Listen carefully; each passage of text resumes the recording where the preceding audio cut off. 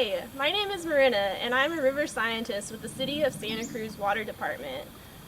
Normally, you all would be here with me doing your watershed field trip, but because we can't make that happen right now, we've made this video for you instead. So I'm standing here at Newell Creek, and today we're going to show you how to measure stream flow, which is how much water is flowing by in the creek right now.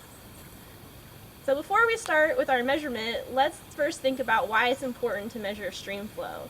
So let's take a look at the creek here right next to us. Do you think this water level is low, medium, or high right now? If you're saying medium or low, that's about right.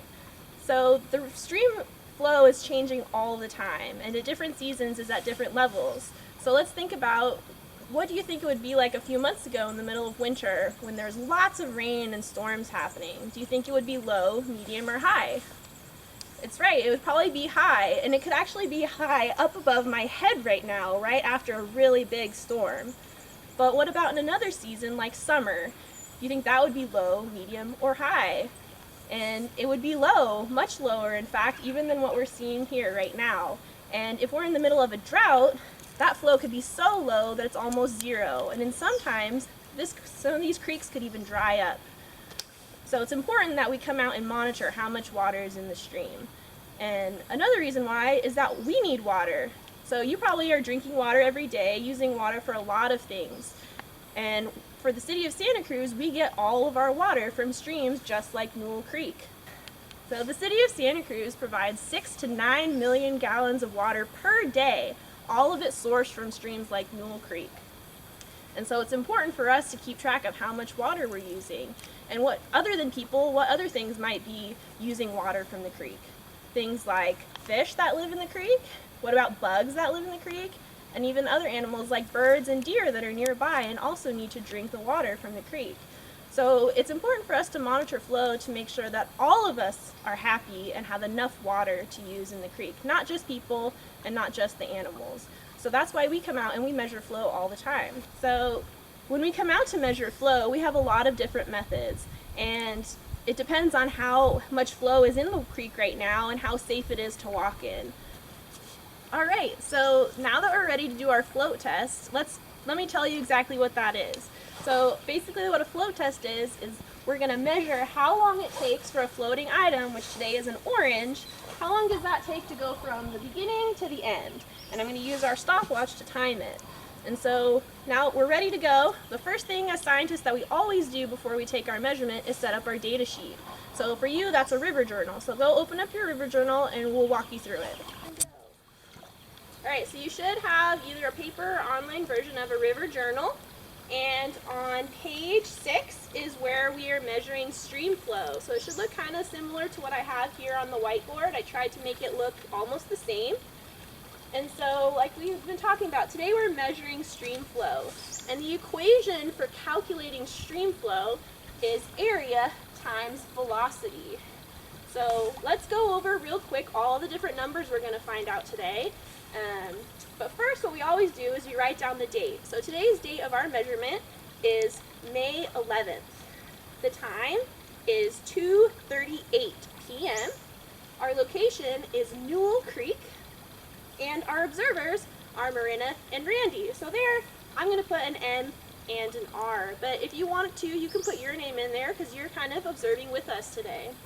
So first we're going to do is calculate our area. So we're going to get a width of the stream channel.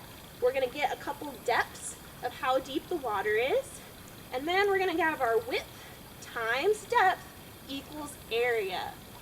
Then we're going to move on to velocity. This is kind of the funnest part. So velocity, we're going to measure the distance between our two yellow flags here to know how far is the orange going to be moving. And then we're going to write down how many seconds it takes for the orange to go from the top to the bottom. And we're going to do that 3 times.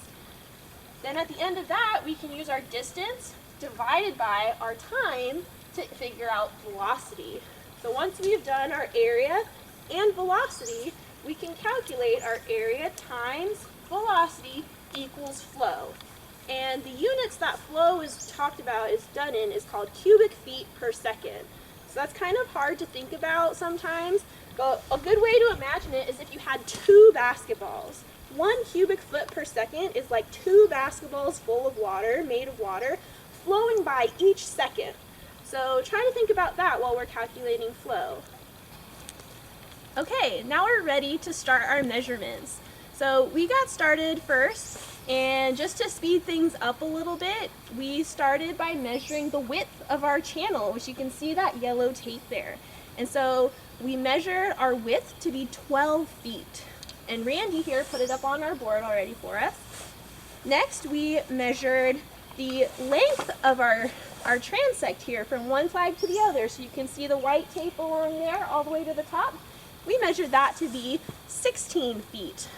And lastly, we measured our depth. And we took 3 depth measurements, and those measurements were 0.3 feet, 0.3 feet, and 0.25 feet. And so we've already added those numbers to our whiteboard, and you can also add them to your river journal data sheet if you have one printed out. So now we're going to start with the fun part, which is timing the oranges. So I'm going to put these things down, and I'm going to go up and time the oranges.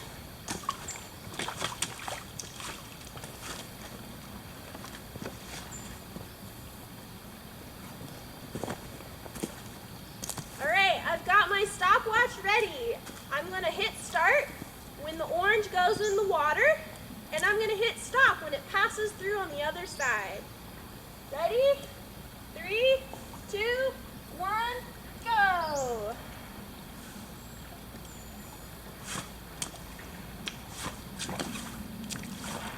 And stop. That was 9.5 seconds. So let's do a second one.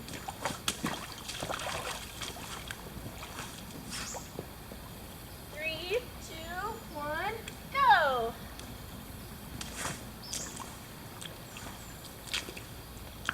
Uh-oh, it got stuck. That happens sometimes, so we're gonna have to start a new one. We don't want to count what happens when the orange gets stuck, because that means it's not floating anymore.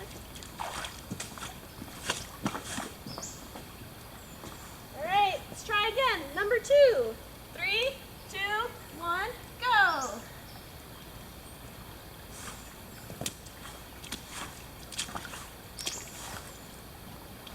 And stop.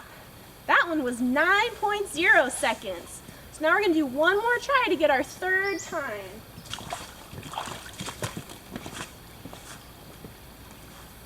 Alright, here we go. 3, 2, 1, go!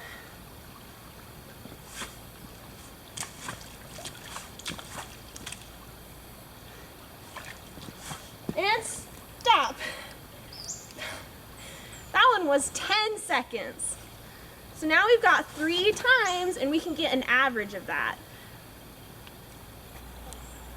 Great, so now that we've finished our measurement and we filled out our data sheet, we can continue on with our calculations to figure out what our flow level is. So let's start with our area. Like we said, we had a width of 12, and we had these 3 depths. So first, we need to find the average of these 3 depths. And if you remember, the average of something is each of these 3 added together. You take that number and divide by 3. So before we get too far into this, if you want to try and do these calculations by yourself at home, definitely pause the video, go through the calculations, and they're listed in your river journal, and see what answer you get, and then continue playing the video and see what answer we get at the end and see if they're the same. So we're going to find our average depth. So 0.3 plus 0.3 plus 0.25 equals 0.825. And then divided that by 3 because we took 3 measurements, that equals 0.28. So now we have our width here, which goes in this box. We've got our average depth, which goes in this box.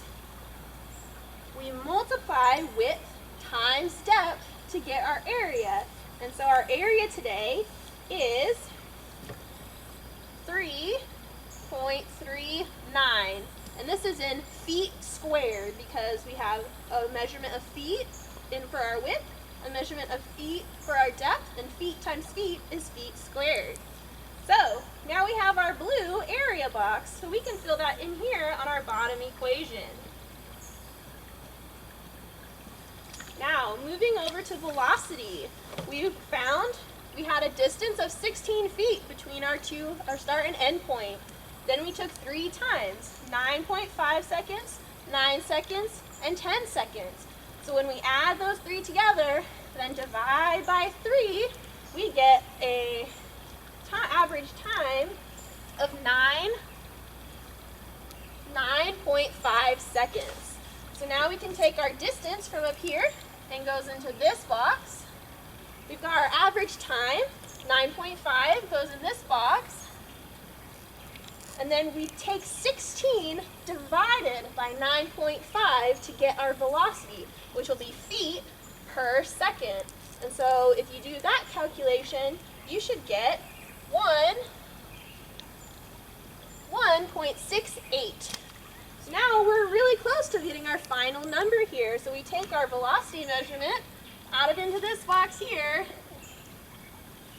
and we multiply area in feet squared times velocity in feet per second, and that will give us our flow. So again, if you want to try the calculations at home, now's a great time to give it a try before coming back to see what our final answer is. And our final answer, as a reminder, is going to be in cubic feet per second. How many basketballs are floating by?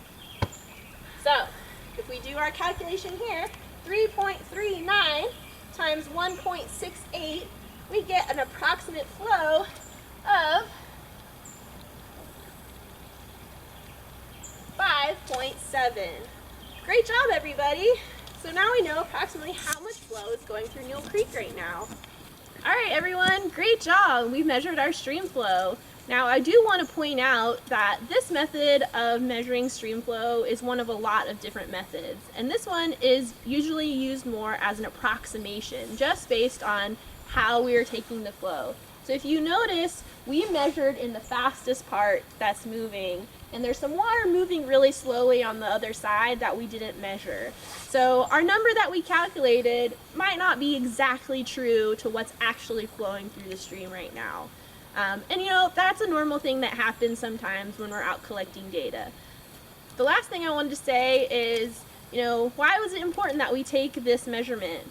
Remember that it's all about finding enough water for all of the animals and people who need water. So I like to think about that when I'm at home too. Whenever I'm using water at home, I think about how the more I use, the more water gets taken out of the stream and maybe taken away from other animals that need it. So it's a good idea when you're at home to try and conserve water and not waste water if you can, just so that we have enough for everybody. Well, thanks for joining me, and I hope you learned about measuring stream flow.